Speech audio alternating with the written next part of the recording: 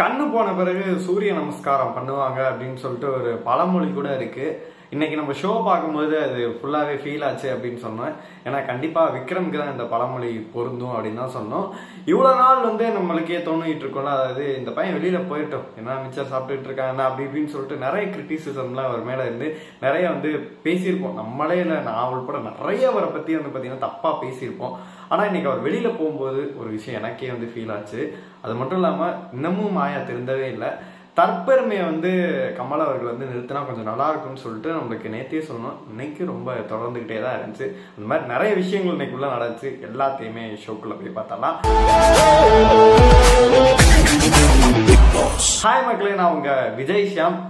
அதாவது நான் முன்னாடி சொன்ன டயலாக் தான் பழமொழி மாதிரி, கண்ணு போன பிறகு சூரிய நமஸ்காரம் யார் பண்ணாங்க அப்படின்னு கேட்டீங்கன்னா கண்டிப்பா விக்ரமா மட்டும்தான் இருக்க முடியும். இவ்வளவு நாள் ஒரு 80 நாளுக்கு மேல பாத்தீங்கன்னா அவருக்கு ஒரு வாய்ப்புகள் கொடுக்கப்பட்டது. வாய்ப்பு கொடுத்துக்கிட்டே இருந்தாங்க மக்கள். ஜோவிகாவை கூட வெளியில விரட்டணும், ஆனா அவருக்காக விக்ரம காப்பாத்தணும்னு சொல்லிட்டு நிறைய விஷயங்கள் பண்ணாங்க. இவர் அந்த டீமோட சேர்ந்து கேங்கா விளையாண்டுட்டு இருந்தாரு. அதுல இருந்து வெளியில வந்துட்டு தனக்கான கேம் விளையாட ஆரம்பிச்சிருக்கலாம். தனக்கான கேம் நல்லா பண்ணிருக்கலாம். ஆனா அவர் எதுவுமே பண்ணாம பாத்தீங்கன்னா கடைசி வரைக்கும் அந்த லாஸ்ட் மினிட்ல ஐயோ இப்ப போனா காப்பாத்தி இருக்கலாமே, உசுறு போயிருச்சேப்பா அப்படின்ற மாதிரி சொல்லுவாங்க. அந்த கடைசி நிமிஷத்துல நான் நல்லா விளையாடுறேன் அப்படின்ற மாதிரி ஒண்ணு பண்ணாரு.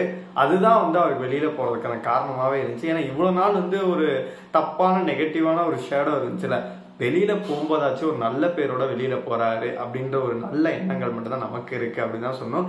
ஏன்னா லாஸ்ட் அந்த 2-3 வாரமா பாத்தீங்கன்னா பர்ஃபார்ம் பண்ண ட்ரை பண்ணிக்கிட்டே இருந்தா. அந்த வடிவேலு கெட்டப்பா இருக்கட்டும், எல்லாத்தையும் பேசுறதா இருக்கட்டும். அவங்க இப்ப நேற்று முன்னாடி அவங்க தங்கச்சி மாயா நம்பாதன்னு சொன்னோன்னே ஒரு கேம் விளாட ட்ரை பண்ணாரு. ஓட்டு போட்டவங்க கூட தினேஷா இருக்கட்டும், அவர் கூட இன்னைக்கு சொன்னாரு, அதாவது ஓட்டு போட்டு கூட என்ன அந்த பையன் இருக்கட்டும்னு ஆசைப்படுறேன், அர்ச்சனாவும் சொன்னாங்க என்ன இருக்கட்டும் அப்படின்னு சொல்லிட்டு நிறைய பேர் விக்ரம் உள்ள இருக்கட்டும் அப்படின்னு சொல்லி என்ன எல்லாம் வச்சு குத்துனாங்க. குத்திட்டு இருக்கட்டும்னு சொல்லிட்டு ஆசைப்பட்டாங்க. நம்மளுமே அவர் வெளியில போகும்போது ரொம்பவே கஷ்டமா இருந்துச்சு. ஏன்னா அவர் இந்த வாரம் நாமினேட் ஆனோன்னு நம்மளுக்கு தெரியும் விக்ரம் தான் இந்த வாரம் வெளியில போறாரு அப்படின்னு சொல்லிட்டு. சமூக வலைதளங்கள் எல்லாம் குமுறல்கள் என்ன இருக்கு அப்படின்னு கேட்டீங்கன்னா, ரவீனா அன்னைக்கு போயிருந்தா நல்லா இருக்கும்னு சொல்லிட்டு எல்லாருமே ஆசைப்பட்டாங்க. இந்த பையன் வெளியில போகும்போது கஷ்டமா இருந்துச்சு எனக்கே பார்க்கும்போது. ஏன்னா தளபதி மாதிரியே பண்ணிக்கிட்டு இருந்தாப்ல. அது மட்டும் இல்லாம யார் வெளியில போகும்போது சார் எல்லாம் சரி சார் ஓ அப்படின்னு சொல்லிட்டு சரி சார் ஓகே சார் ஏத்துக்கிறேன் சார் அப்படின்ற மாதிரி எல்லாரும் அவங்க பாத்தீங்கன்னா ஒரு புன்னகையோட வெளியில போவாங்க. விக்ரம் கார்டு காட்டினோன்னு பார்க்கவே கஷ்டமா இருந்துச்சு. அந்த பையன் முகத்தை அப்படின்னு சொல்லிட்டு ஒரு மாதிரி பண்ணாப்ல. ஏன்னா அந்த பையன் ரொம்ப செட்டில்டான ஃபேமிலி எல்லாம் கிடையாது.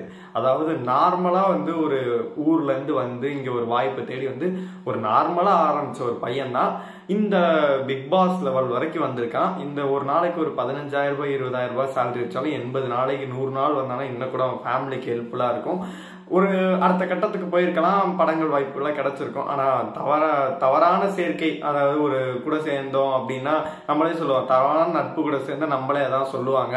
கடைசியில எங்கிட்ட கொஞ்சம் இழுத்து விட்டுருன்றதுக்கு விக்ரம் ஒரு உதாரணமா இருந்தாரு. ஆனா போறப்ப நல்ல பேரோட தான் போயிருக்காரு. ஆனா மாயா இன்னமும் திருந்த மாட்டேங்குது. அவர் போறப்போ அவ்வளவு ஃபீல் பண்ணி பேசிட்டு இருக்கேன், இப்படி எல்லாம் வச்சு பண்ணிட்டு இருக்க. அதெல்லாம் பார்க்கும்போது இரிட்டேட்டா இருந்துச்சு.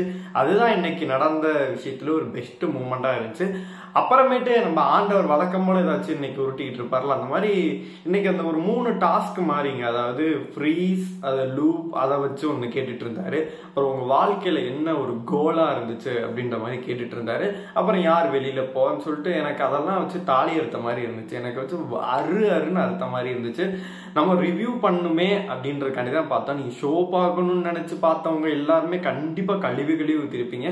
எனக்கு இவர் தற்பெருமையா பேசிக்கிட்டே இருக்காரு. அதாவது நான் அப்படி இருந்தேன் இப்படி இருந்தேன்னு சொல்லிட்டு, சார் நீங்க இருந்ததெல்லாம் எனக்கு தெரியும் சார், நீங்க உலக நாயன் தான் சார், காலில் வேணா உழுவுறேன் சார், நம்புறேன் சார், எனக்கு தெரியும் சார், நீங்க லெஜண்ட் தான் சார், எங்களை விட்டுருங்க சார்னு சொல்லிட்டு நம்ம கதற அளவு வச்சு செஞ்சுக்கிட்டு இருந்தாப்புல.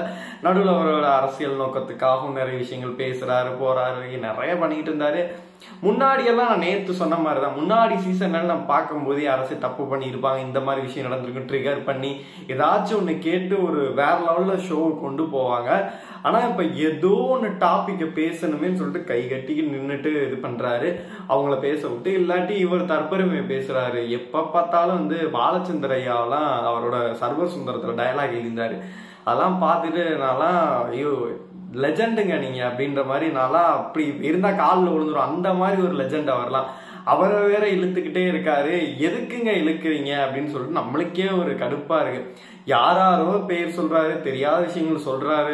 இப்போ ஒரு ஓரளவு மேலதான் நம்மளுக்கு பொறுமை கேட்க முடியும்.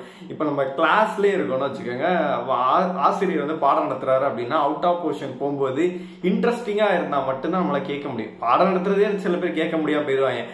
மொக்க போட்டு நான் வாழ்க்கையில வந்து இப்படி இருந்தேன், நான் வந்து அப்படி இருந்தேன் அப்படின்னு சொல்லிட்டு போட்டு அருன்னு அறுத்தா நம்மளுக்கு கண்டிப்பா காண்டாதான் இருக்கும். அந்த நிகழ்வுகள் தான் ஃபுல்லாவே இன்னைக்கு பண்ணாரு. அதை எதையுமே நான் சொல்ல விரும்பல. இவங்க பாத்தீங்கன்னா அந்த லூப்பு இதை வச்சு கேட்டுட்டு இருந்தாரு. ஒவ்வொருத்தன் அவன் அனுபவம் சொன்னா என்ன கோல்னு கேட்கும் போது விக்ரம் பாத்தீங்கன்னா உங்களை மிஞ்சணும் அப்படின்னு சொன்னாரு. அதுக்கு இவர் ஒரு தற்பெருமையை போட்டாரு. ஒவ்வொருத்தரும் பாத்தீங்கன்னா எல்லாருமே வந்து சான்ஸ் தான் கேட்டுட்டு இருந்தாங்க. இவர்கிட்ட விஜய் வந்து ராஜ்கமல்ல எனக்கு ஒரு வாய்ப்பு கொடுங்கிறாரு. இவர் பாத்தீங்கன்னா நான் உங்களை வச்சு கொரியோகிராஃப் பண்ணுங்கிறாரு. அந்த மாதிரி எல்லாரும் வாய்ப்பு தான் கேட்டுட்டு இருந்தாங்க. அவங்களோட அச்சீவ்மெண்ட் என்னவோ அதை வந்து சொல்லிட்டு இருந்தாங்க. இன்னும் கொஞ்சம் இன்ட்ரெஸ்டிங்கா வச்சு கொஸ்டின் எல்லாம் எடுங்களா அப்படின்ற மாதிரி தான் நம்மளுக்கு தோணுது. இவ்வளோ பெரிய ரியாலிட்டி ஷோ நடக்குது, இவ்வளோ பெரிய பேர் பாக்குறாங்க, 3 கோடி பேர் பாக்குறாங்க. அவர் தன்னோட அரசியல் நோக்கத்துக்காக பாத்தீங்கன்னா எடுத்துக்கிறாரு.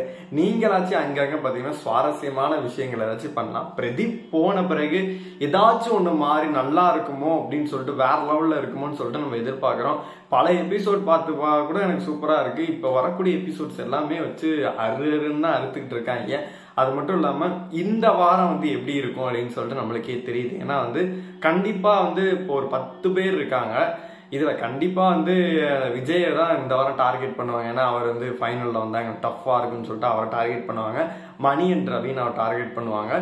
இந்த வாரம் ஃபுல்லாவே பாத்தீங்கன்னா அர்ச்சனா எல்லாத்தையும் திட்டிக்கிட்டு தான் இருக்காரு. ரவீனா சொல்லுது அதை மூஞ்சியை பார்த்தாலும் எனக்கு காண்டா இருக்கு, என்ன பண்ணணும்னு தெரியல, அடிச்சு உடச்சிடலாம் போல இருக்கு அப்படின்ற மாதிரி சொல்லுது. அதனால அதுவுமே பாத்தீங்கன்னா அர்ச்சனாவை தான் நாமினேட் பண்ணும். விஜயும் டார்கெட் பண்ணுவாங்க, ரவீனா அண்ட் மணியை டார்கெட் பண்ணுவாங்க. அர்ச்சனா வந்து எப்பயும் போல வழக்கம் போல எல்லாரும் ஓட்டு போட்டு முதல் இடத்துல சேவ் ஆயிடுவாங்க.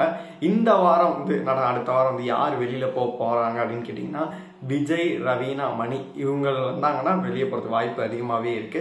இந்த மாயா கும்பல், பூர்ணிமா கும்பல், நிக்சன் கும்பல் இருக்குல்ல, அது நிக்சன் வந்தா அவங்க சேவ் பண்ணி விட்டுருவாங்க. மற்றபடி விஷ்ணு கூட ஓட்டிங்ல லாஸ்டா இருந்தாரு, அதுவே பாக்குறது இதா இருந்துச்சு. அடுத்தடுத்து வர வாரங்கள்ல வந்து இன்னும் ஒரு 10 பேர் இருக்காங்க. இவங்கள யார் அந்த 5 பேர் ஃபினாலை நோக்கி போனா நல்லா இருக்கும் நீங்க நினைக்கிறீங்களோ மறக்காம கமெண்ட் பாக்ஸ்ல சொல்லுங்க. இந்த வீடியோ உங்களுக்கு பிடிச்ச லைக் பண்ணுங்க, ஷேர் பண்ணுங்க, கமெண்ட் பண்ணுங்க. மறக்காம டாக்ஸ் ஆஃப் சினிமாவை சப்ஸ்கிரைப் பண்ணுங்க.